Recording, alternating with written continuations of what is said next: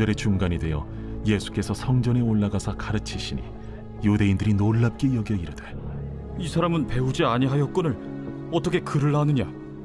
예수께서 대답하여 이르시되, 내 교훈은 내 것이 아니요 나를 보내신 이의 것이니라. 사람이 하나님의 뜻을 행하려 하면 이 교훈이 하나님께로부터 왔는지 내가 스스로 말함인지 알리라. 스스로 말하는 자는 자기 영광만 구하되 보내신 이의 영광을 구하는 자는 참되니 그 속에 불의가 없느니라. 모세가 너희에게 율법을 주지 아니하였느냐? 너희 중에 율법을 지키는 자가 없도다. 너희가 어찌하여 나를 죽이려 하느냐? 당신은 귀신이 들렸도다. 누가 당신을 죽이려 하나이까? 내가 한 가지 일을 행하매 너희가 다 이로 말미암아 이상히 여기는도다. 모세가 너희에게 할례를 행했으니 그러나 할례는 모세에게서 난 것이 아니오 조상들에게서 난 것이라. 그러므로 너희가 안식일에도 사람에게 할례를 행하느니라. 모세의 율법을 범하지 아니하려고 사람이 안식일에도 할례를 받는 일이 있거든. 내가 안식일에 사람의 전신을 건전하게 한 것으로 너희가 내게 노여워하느냐? 외모로 판단하지 말고 공의롭게 판단하라. 할렐루야. 오늘 하나님의 말씀은 요한복음 7장 14절부터 24절까지 말씀입니다. 오늘 말씀의 제목은 율법의 바른 의도입니다. 제 막내가 어느 정도 자라서 때가 되었을 때 제 아내는 막내에게 배변 훈련을 시켰습니다. 먼저 소변부터 가리게 하는데요. 개구리 소변기를 샀습니다. 아이의 높이에 맞춰서 소변기를 달고 이제는 이곳에 쉬를 하는 거야 라고 가르치며 기저귀를 바로 떼게 되었죠. 막내는 한두 번 실수를 하더니 그 다음부터는 곧잘 쉬를 가리게 되었고 밤에도 이불에 지도를 그리지 않고 기상 후에 소변을 보는 습관이 길러졌습니다. 그런데 이 소변기에 재미있는 장치가 있습니다. 바로 프로펠러가 달려있는 거죠. 아이가 소변을 보게 되면 이 프로펠러가 돌아갑니다. 우리 막내는 이 프로펠러를 향해 조준하여서 프로펠러를 돌리는 것에 열중했습니다.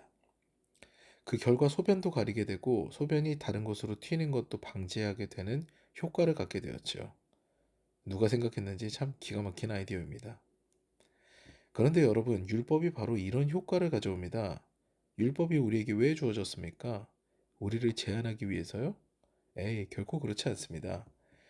우리는 죄인이니 우리를 평생 올감해서 죄를 짓지 않게 해야 한다?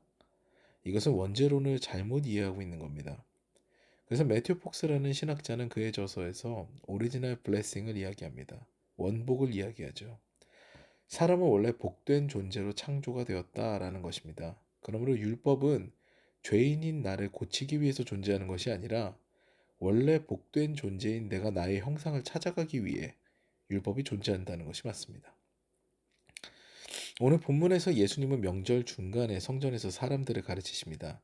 그런데 세상 지식에 푹 잠겨있는 사람들은 예수님의 가르침이 신묘막측하니 기이하게 여기면서도 예수님을 인정하지는 않습니다. 그 답답한 모습을 보면서 예수님께서는 내 교훈은 하나님 아버지의 것이다. 나는 그것을 이야기한다. 라고 말씀하시죠. 그러면서 안식일 율법에 관해 이야기를 합니다. 아주 원론적인 이야기를 꺼내는 것이죠. 하나님의 율법이 충돌하는 순간을 이야기합니다. 이런 거예요. 안식일을 거룩하게 지켜라. 그날에는 어떤 일도 하지 말고 쉬어라. 라는 율법과 아이가 태어나면 8일 만에 할례를 받아라. 라는 율법이 충돌할 수 있다는 것을 말씀하십니다. 이른바 아이가 태어난 지 8일이 되는 날이 공교롭게도 안식일인 거예요. 그러면 어떤 것을 지켜야 할까요? 유대인들은 할례를 행한다고 합니다. 이에 예수께서는 안식일에 몸을 상하게 하는 것은 가능하면서 몸을 온전하게 하는 것이 문제냐라는 이야기를 하십니다. 일전에 예수께서 베데스다에서 38년 된 병자를 안식일에 고치셨거든요. 그것을 이야기한 겁니다. 하나님의 율법이 충돌할 수 있을까요? 하나님은 전지전능하신 분이시죠. 그런데 오류가 있는 법을 남기실까요? 이것은 왜 율법이 존재하느냐를 고민해 보면 쉽게 알 수 있습니다. 율법을 지키기 위해 사람이 있는 것이 아니라요. 더 품격을 가진 인격체, 원래 복을 소유하고 있던 존귀한 사람이 되기 위해 율법이 존재하는 것입니다. 그것을 지키면 온전한 사람이 되는 것이지요. 이른바 하나님을 사랑하며 잘 믿고 또 살인하지 않고 간음하지 않고 도적질하지 않고 부모를 잘 섬기고 이웃의 것을 탐내지 않는 일은 뭔가 대단한 존재가 되는 일이 아니에요. 인격적인 사람이 되는 것이죠. 그렇기 때문에 안식일을 거룩하게 지키는 일도 할례를 받는 것도 다 사람이 먼저입니다. 사람이 사람 되는 것이 율법의 목적이죠. 마치 소변이 튀지 않게 프로펠러를 소변기에 설치한 것과 같습니다.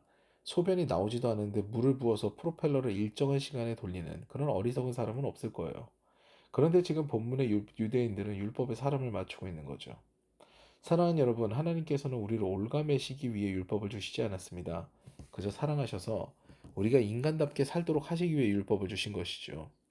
그것을 어기고 서로 힘들게 살아가는 것이 우리네 인생이 되어버렸고요. 그리고 또한 그것에 갇혀서 오히려 더 행복하지 못한 삶을 살게 된 것도 우리의 인생이 되었습니다. 이제 이 말씀을 보면서 하나님의 율법이 우리를 향한 사랑인 것을 기억하며 하나님의 그 사랑을 한껏 느끼며 주의 율법을 주야로 묵상하며 또 행하는 저와 더 사랑 가족 여러분 되시기를 주님의 이름으로 축원합니다. 이제 우리 기도하시겠는데요. 늘 주님의 율법을 즐거워하며 주야로 묵상하는 우리, 그 율법을 행하는 우리가 되도록 도우시옵소서. 그리고 그 율법이 나를 몰가매는 것이 아니라 나를 사랑하여서 품격을 갖춘 인격체로 성장하게 함을 기억하고 지키도록 도와주시옵소서라는 기도를 드리면서 아울러 개인의 기도 제목을 두고 이 새벽에도 주님 앞에 나아가 잠잠하게 마음을 다해 기도하는 시간을 갖겠습니다.